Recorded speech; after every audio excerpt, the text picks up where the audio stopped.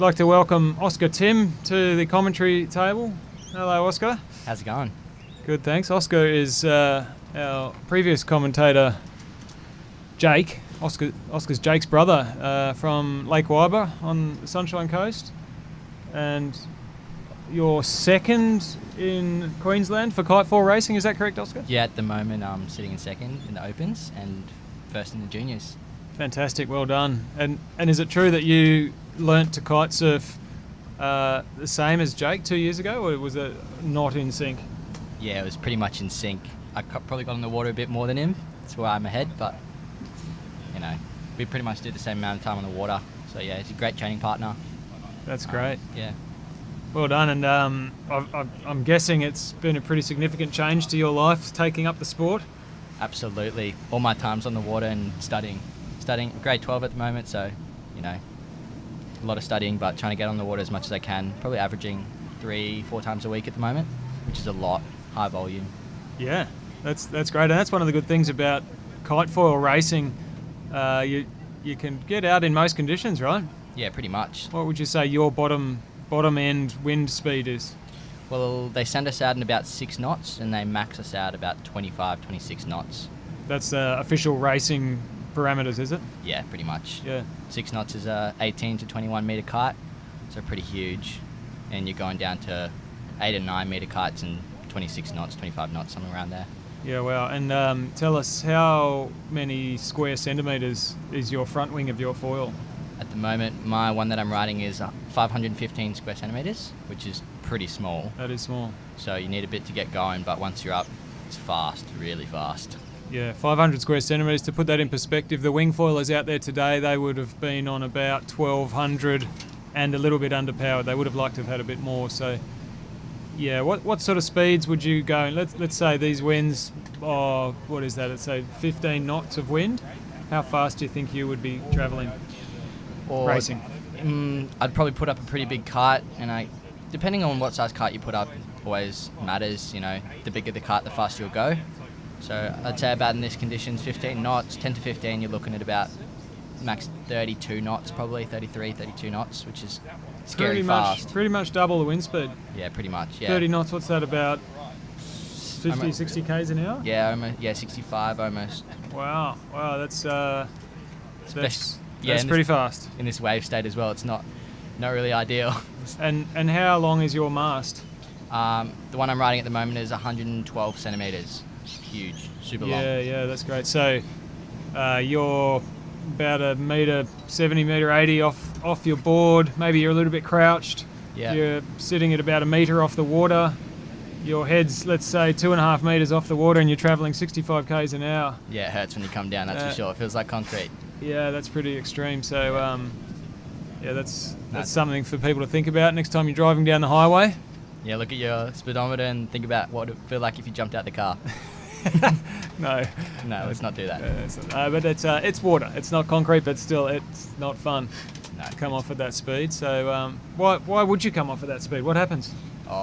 It could take as little as a little wingtip to come out of the water, big ventilation, which basically is the pressure difference between the water and the air, just to blow your foil up basically, and you're gone, right? You can't save it from there. Yeah. So it's very technical at those speeds, in these small foils, high speeds, and you're fully loaded through your harness and your legs off the kite, and sure. A little change in balance can be quite catastrophic, but that's what we can expect to see over the next few days. For sure, especially when there's a lot of people on the beaches. You got to watch your foils. It can take as little bit as like the oil on your fingers to touch the foil can set a huge difference in pressure on the foil, and that can cause a crash as well. So always keeping your foil clean, keeping the public's hand off your foil. We're talking about the hydrodynamics of the water passing over this carbon fibre blade, and under very high pressures. I don't know what it is, but all I know is it goes fast. It goes fast, and you're pressing hard with your legs. There's a lot of pressure going on there, and one side's got a lot more pressure than the other, and if there's any chance of some interruption to that water flow, it could cause a ventilation where the air gets sucked into the water, and onto the foil, and then the whole characteristics of the foil change, and it's a wipeout. Yeah, it's no idea. I'm watching these wing foilers coming now, and they just look like they had a ball out there. Yeah, you do a bit of wing foiling, don't you, Joe? Yeah, a little bit of cross training to get the legs working. It's good pumping practice as well. I love a bit of surf foiling. Yeah. And it's really good training to get those legs huge and really strong. You need them when you're kiting. That's all the pressure's going through your legs and through your harness. And you might be out there for an hour and a half, 2 hours on a typical race day. For sure, 2 to 3 hours. Pressing hard the whole time. It's sort of like doing a wall squat, but with weights on your back. Yeah. And for 2 hours, it's hurts heavy. when you come off the wall.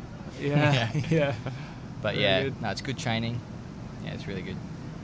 What would you give as advice to anybody who thinks this looks like fun and they haven't got much experience? What's the best way for them to get into it? Don't use YouTube, first of all. Don't use YouTube. I'd probably head down to your local kite shop, like Kite Thrills, Venture Sports down here on the Sunshine Coast. They'll show you what's up. All your questions will be answered there. And you just got to get started. And once you start, you get hooked. And then where I am, and just competing every weekend, most weekends. Going overseas in a few months to compete against some internationals. So it should be fun. Yeah, that's really great. You've got a quite great story with the qualification or participation in the Australian Sailing Youth Futures Pathway program. Have I got that right? That's what it's called? Yeah, it's along those lines somewhere there. Australian Sailing Youth Team. There's a couple spots available for the 52nd Youth World Championships in the Netherlands this year, and I was fortunate enough to qualify in my last regatta in Melbourne, which I was super fortunate to compete in. And it's been a great story and pathway of my progression over the last few years, and it was great. It was great. I'm super excited to go overseas. Yeah, well done. And it is a pretty inspirational story. Learned to kite 2 years ago, now second in Queensland, 5th in Australia, is it? Yeah, 5th. 5th in Australia, and first junior. Essentially part of the Australian team, and travelling the world, getting to broaden your horizons and enjoy the sport. Well done. Yeah, sick. Yeah, well, I've been teaching kitesurfing for a long time, and it's not uncommon for people to learn to kitesurf and then a couple of years later think, maybe I'll go on the ocean. They tend to stay restricted to the flat water estuaries and lakes, and it doesn't need to be a slow progression. Push yourself. No, absolutely not. Yeah. Progression is not linear, of course. A lot of people get stuck in those positions where, I'm not improving, and that's where they get stuck and they don't want to do anything more, and that's when they get bored and move on. So it's just pushing through those boundaries, and you will get there eventually, I promise.